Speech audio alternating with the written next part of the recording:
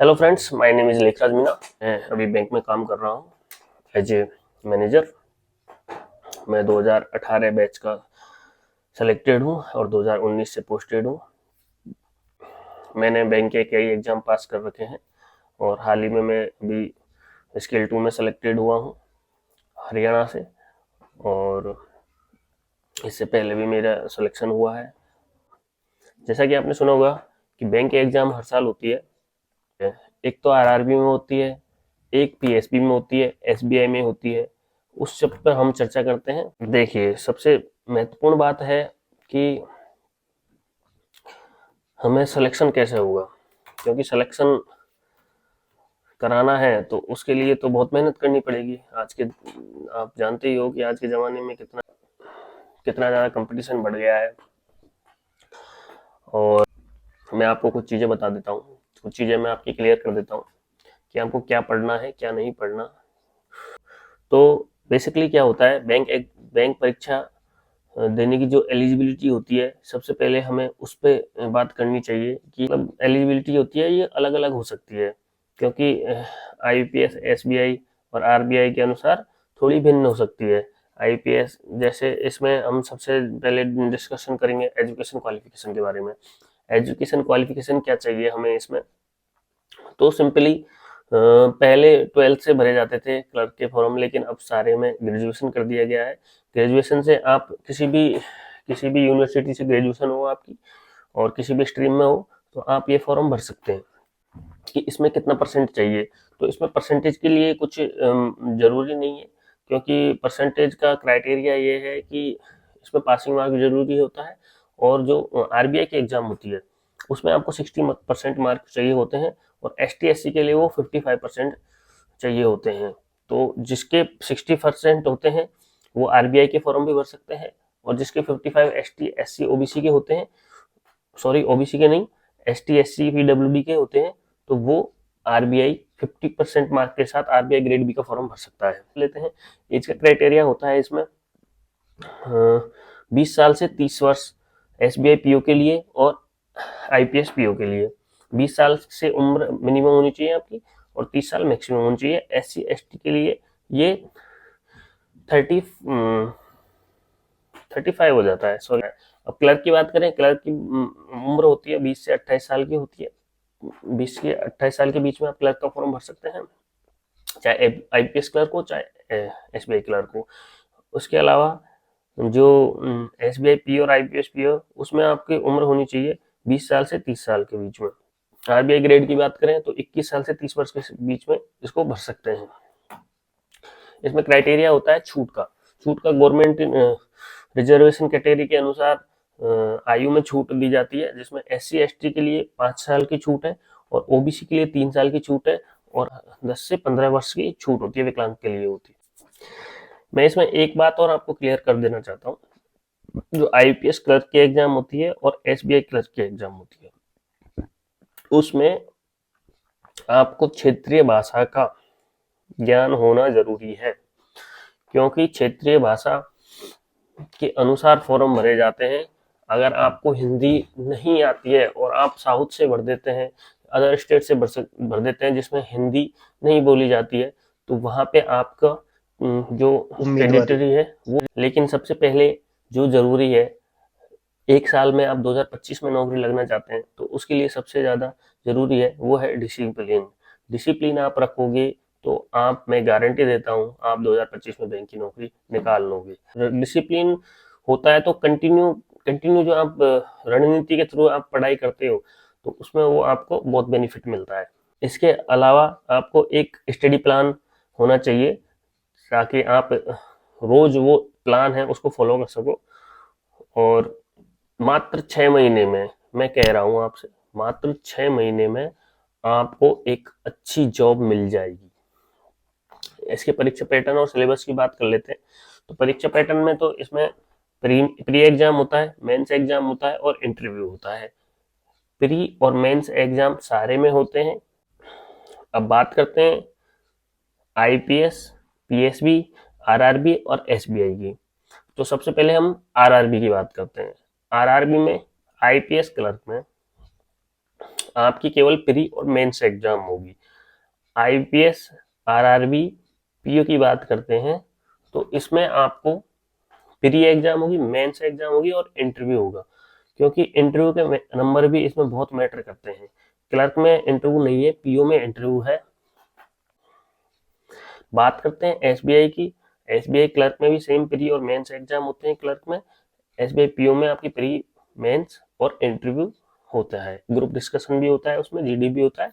और आईपीएस में भी सेम चीज होती है, आईपीएस पीओ में भी और आईपीएस क्लर्क में भी इंटरव्यू नहीं होता है, केवल प्री और मेंस एग्जाम होते हैं।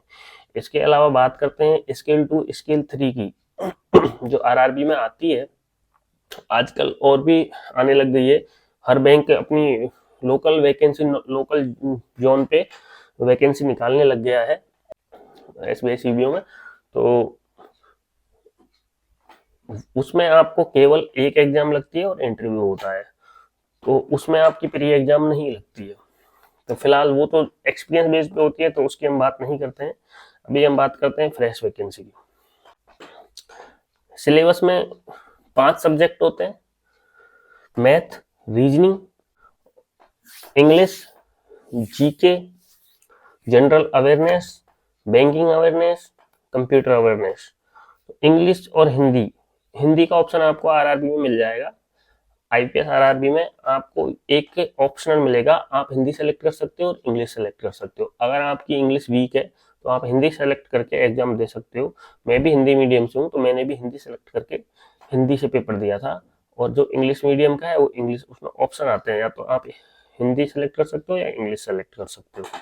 इसके अलावा बात करते हैं बाकी सब्जेक्ट में, तो क्वांट है, रीजनिंग है और जनरल अवेयरनेस है, बैंकिंग अवेयरनेस है और कंप्यूटर है। ये सब्जेक्ट, बाकी 4 सब्जेक्ट और आते हैं जो कि कॉमन होते हैं सारी एग्जाम्स में।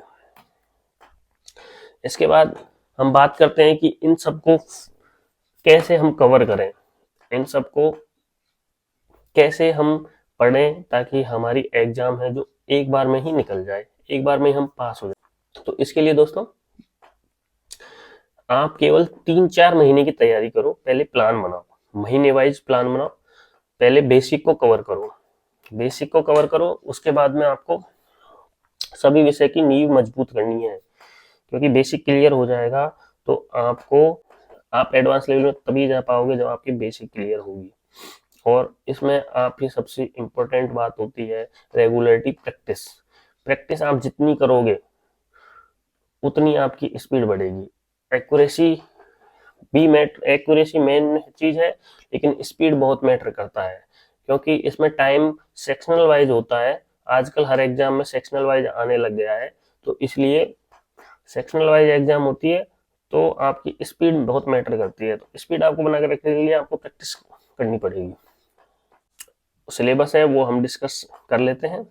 मैथ है, मैथ में क्या क्या टॉपिक आते हैं। मैथ में मेनली सिंप्लीफिकेशन आता है, नंबर सीरीज आती है, बीआई आती है, बीआई डाटा इंटरप्रिटेशन, और इसके अलावा प्रतिशत, लाभ हानि, औसत, साधारण ब्याज, चक्रवृद्धि ब्याज, simple interest, compound interest, percentage, profit loss, ये सब आते हैं। समय, दूरी और समय और कार्य, तो ये मैथ का सिलेबस होता है।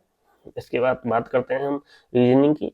तो रीजनिंग में पजल्स आता है, सिटिंग अरेंजमेंट आता है और सिलोजिम आता है, और इसके अलावा डायरेक्शन आती है, डिस्टेंस आता है, ब्लड रिलेशन आता है, कोडिंग डिकोडिंग आता है। इसके बाद में हम बात करते हैं इंग्लिश और हिंदी की। तो उसमें एक क्लोज टेस्ट आता है, एक पैराग्राफ आता है, टेंशन आता है, एरर डिटेक्शन आता है, सिनोनिम्स एंटोनिम्स आते हैं, पैराजम्बल्स आते हैं। और आप इंग्लिश के लिए द हिंदू और द इंडियन एक्सप्रेस पढ़ सकते हैं। बात करते हैं फिर जनरल अवेयरनेस की एंड कंप्यूटर अवेयरनेस की, बैंकिंग अवेयरनेस की, सॉरी। तो जनरल अवेयरनेस और बैंकिंग अवेयरनेस में आपको जितनी भी, आप कंटिन्यू 6 महीना आपको हर दिन क्या हुआ, आज क्या न्यूज आई, उससे रिलेटेड, बैंकिंग से रिलेटेड और जनरल अवेयरनेस से रिलेटेड 1 घंटा रोज आपको पढ़ना है। तो आप रोज रेगुलरली 1 घंटे इसको सब्जेक्ट करोगे तो आपको उठा के देखने की जरूरत ही नहीं।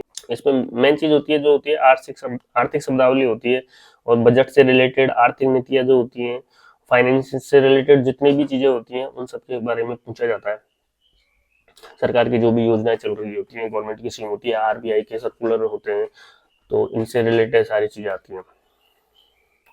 इसके बाद में हम बात करते हैं कंप्यूटर अवेयरनेस की। कंप्यूटर में ज़्यादा कुछ नहीं आता है, कंप्यूटर की मैं आपको बुक बता दूंगा, उससे बाहर नहीं आता है, कंप्यूटर बेसिक ही आता है। और मैं आपको बता देता हूँ, अरिहंत की बुक है, वो परचेज कर लेना, कंप्यूटर के लिए सफिशियंट है। तो उसके बाद आपको टेस्ट देना है।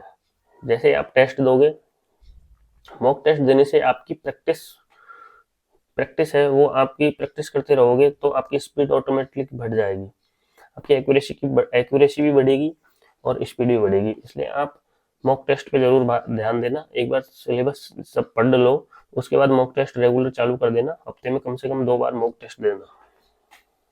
इसलिए दोस्तों मेरे साथ जुड़े रहना, और मैं इसी पे डिस्कस करता रहूँगा, तो हम उसी के अकॉर्डिंग तैयारी करेंगे, प्रिपरेशन करेंगे, और सब्जेक्ट वाइज देखेंगे, और हर चीज़ को डिस्कस करेंगे। आगे में और भी सारी चीज़ें, बैंक में क्या फैसिलिटी मिलती हैं, बैंक में आपको आने के क्या क्या बेनिफिट हैं, वो सारी चीज़ों के बारे में और भी वीडियो में मैं आगे की में डिस्कस करूँगा। तो इसलिए आपको जल्दी जॉब लेनी है और आपको पूरे साल बिजी रहना है, तो आप बैंक के एग्जाम की तैयारी करो, और आपका 1 साल में ही सिलेक्शन हो जाएगा, और आप सरकारी नौकरी है वो पालोगे और अपने घर वालों के सपनों को साकार करोगे। इसलिए सबसे पहले स्वस्थ जीवन शैली रखिए, और स्ट्रेस कम लीजिए, संतुलित खाना खाइए, आपके रूटीन का बहुत फर्क पड़ता है, और हर दिन को बेहतर बनाने का प्रयास करिए। इसके अलावा देखिए, मैं कर सकता हूँ वाली मानसिकता रखिए, क्योंकि आप पॉजिटिव रहोगे तभी एग्जाम आपकी क्लियर हो पाएगी। तो इसी के लिए आप देखो, संघर्ष से नहीं घबराइए, शुरू में कठिनाई होगी, लेकिन आप नियमित अभ्यास से करोगे तो आप बहुत जल्दी सफल हो जाओगे। तो इसलिए दोस्तों, आप चैनल को सब्सक्राइब कर लीजिए, और मेरी और भी वीडियो आती रहेंगी, आपसे हर पोस्ट से रिलेटेड आपको क्या काम करना होता है, और कहाँ आपको पोस्टिंग मिलती है, और बैंक में क्या क्या लाइबिलिटीज होती हैं, कितना काम वर्कलोड होता है, कितने बेनिफिट होते हैं, सारी चीज़ों के ऊपर डिस्कस करेंगे। तो ठीक है दोस्तों, इसके साथ ही आज की वीडियो में मैं इतना ही कहना चाहूँगा। Thank you for watching video, and channel को सब्सक्राइब करें, और मेरे साथ जुड़े रहिए सरकारी नौकरी के लिए।